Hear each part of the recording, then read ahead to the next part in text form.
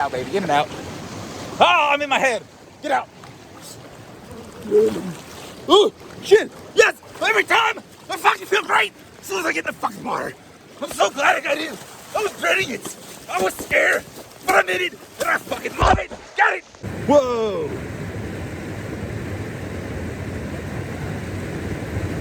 That was weird, man. Did you see it? You tripping on DMT? This is not an ideal moment. I'm sitting here cold, waiting. You're getting bored. But maybe I'm supposed to, so I can be like, it's closing out. Start practicing finding the positive in any negative. And everything, for me at least, seems to just be so much prettier, nicer. People are cooler. Mother Nature's cooler. My food tastes better. My sleep is better. You know, when I'm... All right, today's the 2nd of March.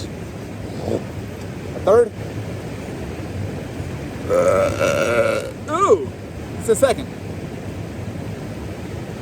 So 30 breaths, hold, 2 breaths, hold.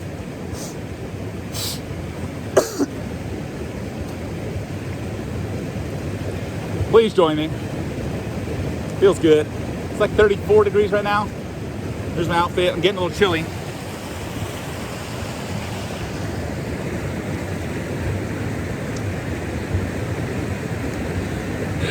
Okay, here we go.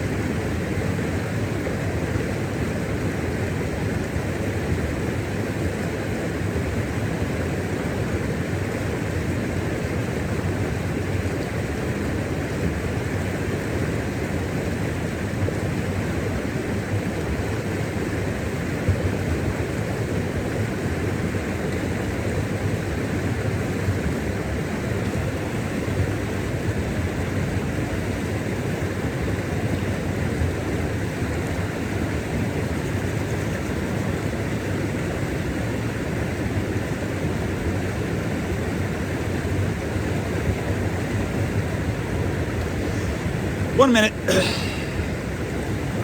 1 second. Not a record, but that's okay. Past 2 days where I was doing much better, hold my breath, was much warmer, so that the cold seems to be playing a role, which is fine, because I only started the breathing while in the cold stuff, so I haven't really had, I guess, that much like acclimation to it. So I'm learning. Like, ah, shit. I did 140 the other day in a minute 30. Today was only this. Like, whatever, man. Even at 12 seconds. Like, I'm out here. I'm doing it, right? I'm doing it. And I'm enjoying it. Reaping the benefits. All right, 2 breaths. Here we go.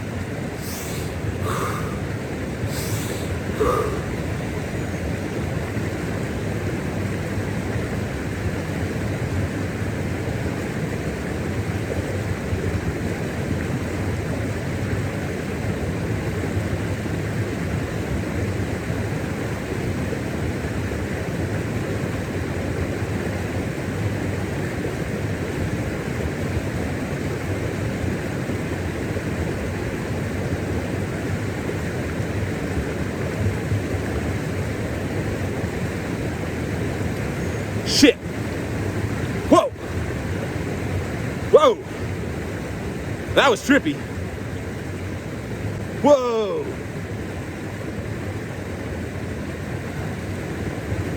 That was weird, man.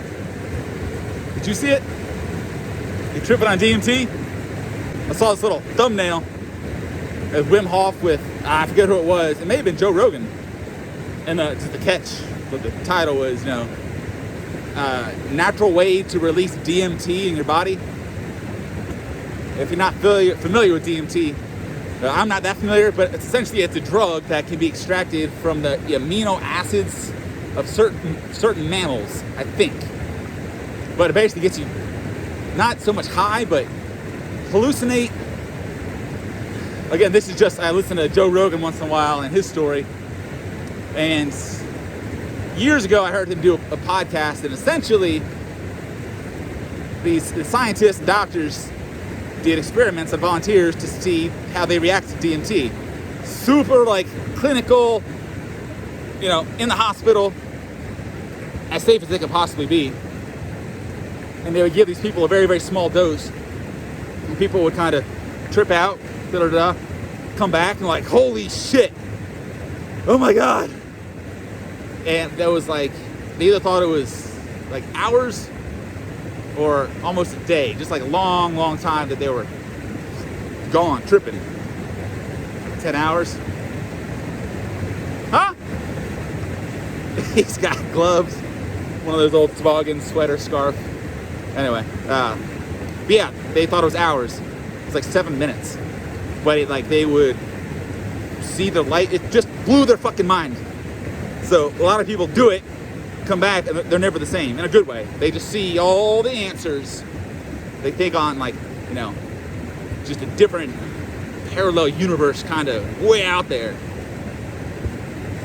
And I think just for a split second, when I opened my eyes and I saw that poplar tree, it was just, that tree was just whoa, look at me! It was just this crazy, very beautiful and colorful. It was just, I saw that tree with 10,000 more detail, or micropixels or megapixels, whatever, than ever before. And it's just that tree right there. I saw it, I was whoa! And then it went away. That's all. That just fucking blew my mind. I'm getting fucking cold. And my landlord's gonna see me naked. That's alright. I'm a dude, he's a dude who gets his shit right.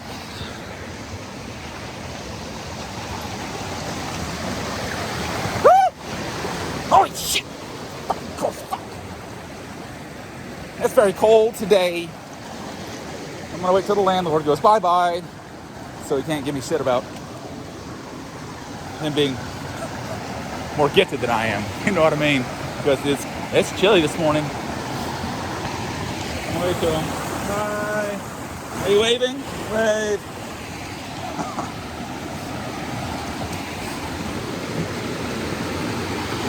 Getting in? No? Okay. He's not getting in. You think it's I don't know, dangerous or something.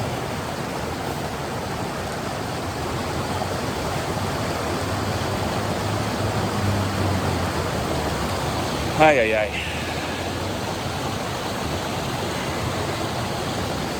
I don't know what he's doing. He's just kind of waiting. Fuck it, whatever.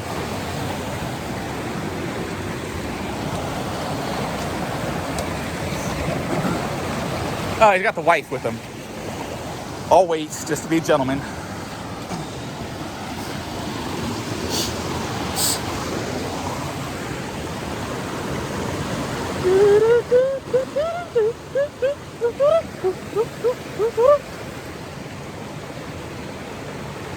So yeah, positivity. I guess I urge you, maybe this is my time.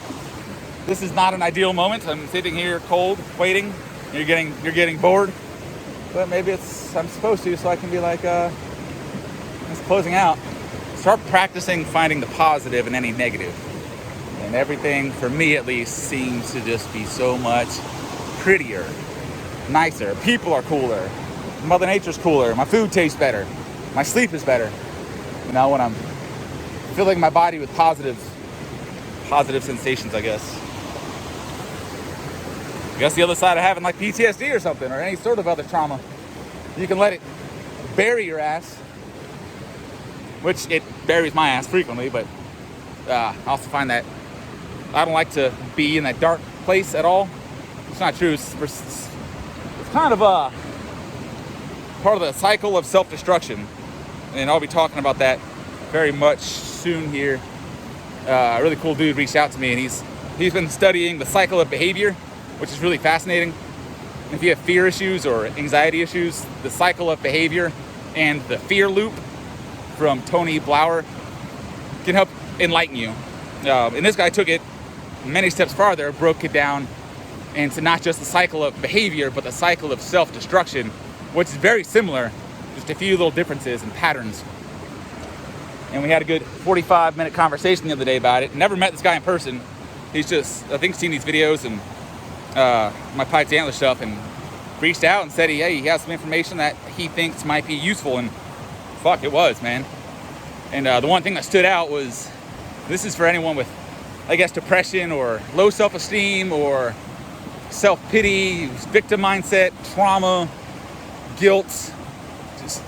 There's something about the misery that is comforting. Like feeling bad about yourself or feeling guilty. Survivor's guilt? Shit, that's a motherfucker. You know, I feel guilty pretty much every day that I get to wake up here in the States in my bed. There's always a sense of guilt that, you know, if I died, then another soldier could have came home, you know? Ooh.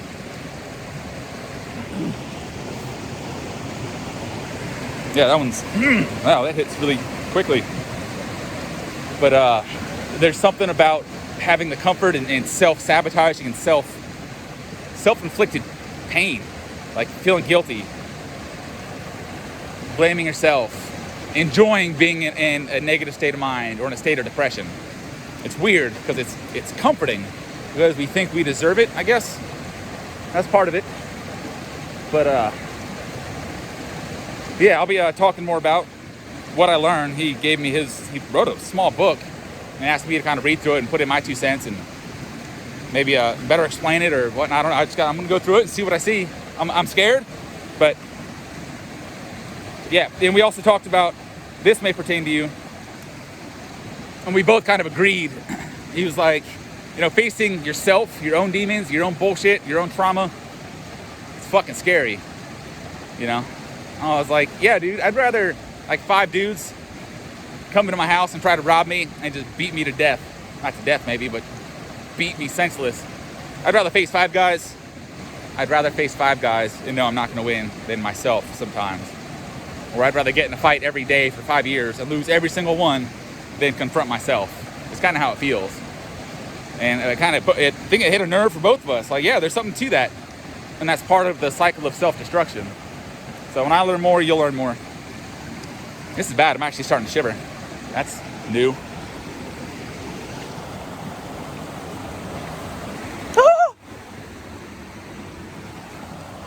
I'm naked.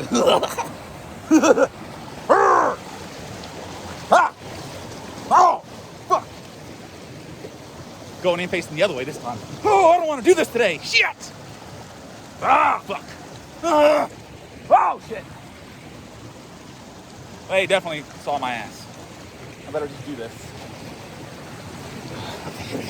In and out, baby. In and out. Oh, I'm in my head. Get out.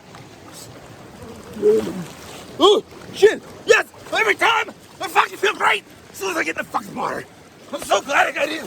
I was dreading it. I was scared. But I'm in it. And I fucking love it. Got it. What you doing back there? What? Oh, you tired of seeing my gorgeous face? Starting out like this? Okay. You can stay there. I get it. Ha! Positive, negative, protons, electrons, neutrons. This doesn't apply to everybody. If you're a problem solver, a little different. Especially, primarily men. Men's brains generally work, and if you're already offended by that statement, go ahead and just hit X and move along.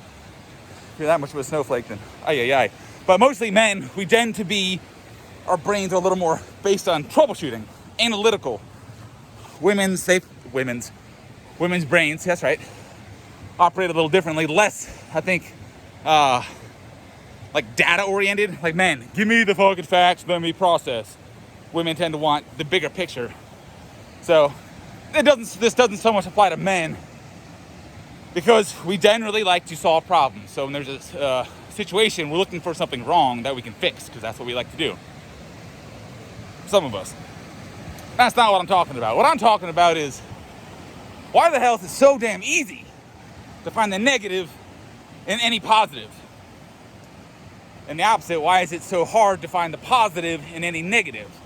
If you think about it, protons, electrons, neurons, basically there's always this balance, right? Too many protons, this happens. Too many electrons, this happens. Blah, blah, blah. Protons, neutrons, electrons. Anyway, I forget if neutrons neutral, right? Anyway, balance. So, I need to stop going on scientific tangents that I don't know shit about, because I forgot protons and electrons. But no, balance, man. Positive, negative. It's easier to find the negative in any positive. So it should be the same the other way around, but it's not. If you're not sure exactly what I'm talking about, here's an example. Someone posted something on social media. Hey, look at this person that did something nice for someone else. It was a guy helped a homeless guy out. And it's a great story. And then inevitably someone's gonna chime in and be like, yeah, but it's only because he's black, or it's because he's white. Like, what the fuck? Why are you bringing that negative shit in here? It's so easy for some people to find something negative. They can hear the whole great magical story. Oh, Cinderella. Oh, well, if she had an orthopedic surgeon, she wouldn't. Shut the fuck up. Like, Jesus. Why is it so hard for people to find the negative? So easy, to find the negative. If you find yourself getting online and unknowingly stirring up like a heated conversation based on a positive message that was posted, you might be the problem. Now, I've been tempted to be an asshole and just to get online and be like, let me just say something dumb, and watch how easy it is to get people riled up. But I'm like, nah, that's stupid. I'm not going to do that. But I don't know. Why is it so friggin' easy to find the negative? But the positive. For me, I've worked so long on finding the positive in any negative that, I don't know, for me, it's almost kind of hard to find the negative. But I've spent the past, 12 years just kind of trying to reinforce that message in my head. There's always a positive in any negative. Even when there's seems to be no positive, you can find something. You got to really kind of manipulate your own brain to see it as like, well, there's really nothing to learn here. There's nothing positive. This is just my opportunity to get stronger. There's positive. This piece of work the other day that tried to, I guess, embarrass me and my business. At the end of the day, I gotta have pity on him because, well, he's just kind of not being a dick, but he's kind of worthless, in my opinion. No, he's worth a lot in the negative form. So he does a lot of the, he's pulling shit out of balance. He's trying to pull more negative shit while others are trying to find the positive. And he'll just poke his head in wherever he wants. Like, oh, a lot of positivity here. Let me balance this shit out. Let me make people sad and make them feel bad about themselves. That's fine. I'll just keep being more positive. So there's another positive. I'm just being forced to relearn or learn more about how to be more positive. And had someone not try to inject this negative, I don't know, poison, not to be dramatic, but it kind of feels like poison. If they had not tried to inject poison negativity, I wouldn't really need a reason to find more positivity. But since they did, I was forced to find more positivity. So win for me and win for me. So thanks, douchebag. I feel kind of undefeatable. When I first got that message, I was like, oh, fuck, what the hell? Self-doubt, this, that. And then I'm like, no. Thanks for forcing me to listen and reflect and realize that I'm doing a lot better in life than I thought I was. And, what was the other positive? The other positive yeah, I had to look back and ask myself hard questions. I love the answers. I love the honest answers that came out of me. Found another positive in this situation, and yeah, man, I guess stop looking for the negative. If you're always looking for the negative, you probably got some shit in your subconscious you need to deal with, you know? And I saw this thing on TikTok today. It's pretty neat, which kind of hit the nail on the head. This, I'll call this person JP that I've been talking about. I'm sure depressed and negative self-value, all that stuff. But it's got this psychiatrist or psychologist on TikTok was like, yeah, if you're super positive, talking to someone with like heavy depression, and you tell them something like, hey, listen, it's not that bad, you'll be fine. Or you got my support, you're a great person. The general message was like, being in depression, depending on how long you're in there and how strong it is, your lifestyle and your brain is used to certain frequencies, positive or negative like sensations, right? So if you've been depressed for years, your reality is basically all negative sensations. But that's where you're comfortable, because that's what you're used to. Healthy? Hell no. Comfortable? Sadly, yeah. Women do it, men do it. You know, if I grew up and I was abused by someone, there's a good chance I'm going to carry on that same pattern or look for someone that's equally abusive. If I saw my mom always talking down to my dad, telling him he's worthless and she's always cheating, none of that happened. She's a great mom. But if that were the reality, there's a good chance, as I'm looking for a spouse, I'm looking for someone that's going to probably cheat and be disrespectful to me, because that's my norm. That's what I'm used to. Is it healthy? No. But it feels good because that's the norm. So going back to someone that's, has been depressed for a while, negative, that's their comfort zone. You throw in something strong and positive, like, you're a great person, you can get through this. You're beautiful. They may hear something totally different, because it's like, I don't know. It's like putting 120 hertz into a 60 hertz receptacle or something. It's like, too much, nope, dip, kaboom, meltdown. So, too much of a difference. That's not the same thing with electricity. No, it is. With some things, if you plug it in backwards, if you put the positive on the negative, like if you try to jump your car battery and you put one of the terminals backwards, like the negative on the positive on the negative, you're gonna see smoke real quick and a lot of sparks, and it's gonna melt your wires real quick. So when you're putting positive into the negative, it's gonna fight it. When you put negative onto the positive, it's gonna fight it. I'm talking life and a battery. So, super positive person like me, which I've taught myself to be. I'm not naturally positive. I've had to work my ass off to find joy. But someone comes at me with a bunch of negativity, it's like, God, no, get out, get out of here. And someone that's negative kind of does the same thing. You bring in something super positive, they're like, no, something's wrong. You're bad. You must be what are you doing? You're manipulating me. You're a piece of shit. What are you doing to me? Yep. It's not so much the person freaking out, it's the depression. It's the negativity in the brain being like, whoa, you're fucking up my frequencies, bro. I want to be here. My name's fucking depression. I want to be here. I've been here for years. Now you're coming along out of the blue, fucking it up. Get the fuck out of here. I'm going to fight you as hard as I can. Said depression. So, but the depression isn't going to talk. It's going to tell the human that it's depressed or depressing to talk. So I tell someone that's in depression, like, hey man, you're beautiful. You can do this. You can do anything you want. They may hear, you're worthless. I'm just saying all this stuff because you're a piece of shit and I know you can't do anything. Or I don't know how it works. But that was kind of the general general concept. And I'm also plugging in just, my perceptions from life. Come here. So I guess what I'm learning here lately is, talking positive to someone that's depressed can backfire real quick. And I've been there so many times, and I'm glad I saw this video today because it was really good timing. Because I've gone through my life a lot trying to be good to people, and some people just hear like bad. I'm like, I've done nothing but give to you and help you, and like, ooh. I got a friend. I'm gonna call him Donald Larry.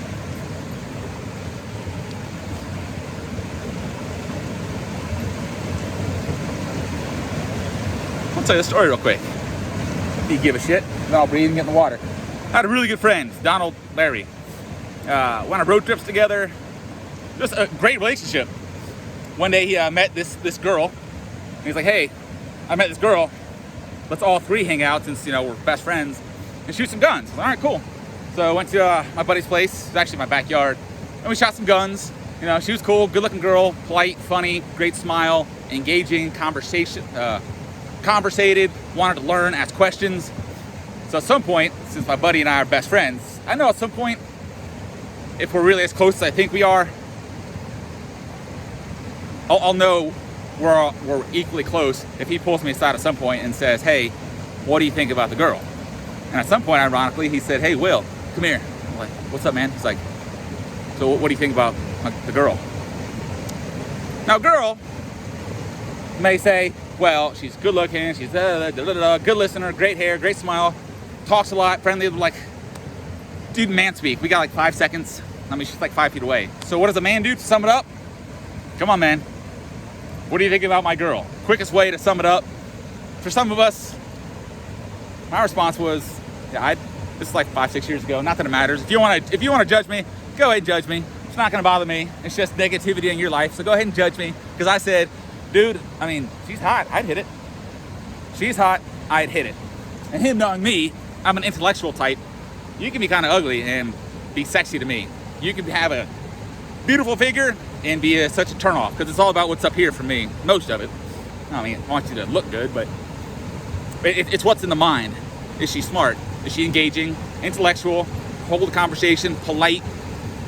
Interesting? Yeah, all these things my boy knows are on my checklist. And visually attractive. So instead of going through the whole checklist, I say, yeah, dude, I'd hit it. He said, yeah? I'm like, yeah, man. She's cute, she's smart, yeah. He's like, yeah, you sure? I'm like, yeah, dude. Like, go for it. She's a catch. Okay, cool. Years later, they get engaged. We had a little falling out. And, yeah, we had a falling out for some, I don't even remember. It was dumb shit. But either way, tried to reconnect. And before we did, he's like, hey, we gotta have a talk about, what happened. And I'm like, what happened? He's like, you remember like 3 years ago when I had my first date with my fiance? I'm like, yeah, I remember. We were there shooting guns in the field, yeah. He's like, yeah, do you remember saying you'd fuck my fiance? And I was like, no, I don't, because I didn't say I would fuck your fiance. I said I'd hit it pertaining to a girl you just met. And he's like, yeah, it's still fucked up, dude. That's my fiance. I'm like, are you? My brain's like, what the fuck? Dude, that was 3 years ago. No idea how this is gonna go. You just met the girl. That's not me saying today, yeah, I'd have sex with your fiance. Because I wouldn't. Good looking girl, but that's my boy's girl. Like, that's, as soon as a woman is like taken, like my radar on like, ooh, is she hot or not? Just kind of turns off. I'm like, oh, she's taken. I respect my boys and other people. It's not even on my radar. So that's just kind of weird. But I say all that, I believe to say some people are just fucked up. So that conversation happened, and I was like, dude, until we move forward past this bullshit, like, I can't be around you because you just always bringing this weird shit up. A year later goes by, I see him at a buddy's house. We're all drinking. He says, I miss you. I'm like, I miss you too. My other buddy's there. We're all having a good old time, and the other buddy, he's like, guys, can we clear the air already? Because I can feel the tension. And I was like, yes, please, by all means. Donald, what's the problem? He's like, we still got to talk about you saying you'd fuck my fiance. What the fuck? So I explained it to my other friends, and while we're in his presence, Donald's like, oh, now that you say it that way, it makes a lot more sense. I said it the same way. It's just now that he's in front of someone else that can like vouch for the valid point or not, it sounded more clear to him. So finally, he was like, yeah, I'm sorry. I get it. You never said that. You said this, which makes perfect sense. That's man speak. Cool, we're great. Something else happened, and then, oh man, it's been like fucking 6 years. Calls me out of the blue, hey, I miss you, let's hang out. Having a home housewarming party. Got married. We're there having a great time, drinking. We're going to the fire pit, just me and my buddy. And he's like, yeah, man, great night, right? I'm like, yeah, man, it's awesome. Thanks for having me. He's like, yeah, we still got to talk about you saying you want to fuck my wife. And I was like, are you fucking kidding me? And I pretty much did my best to go to sleep and get the fuck out of there the next day. So I guess what I'm saying is I'm still trying to learn how to just accept that some people are just fucked up. That's hard, man. What? What? I'm gonna breathe and get in the water.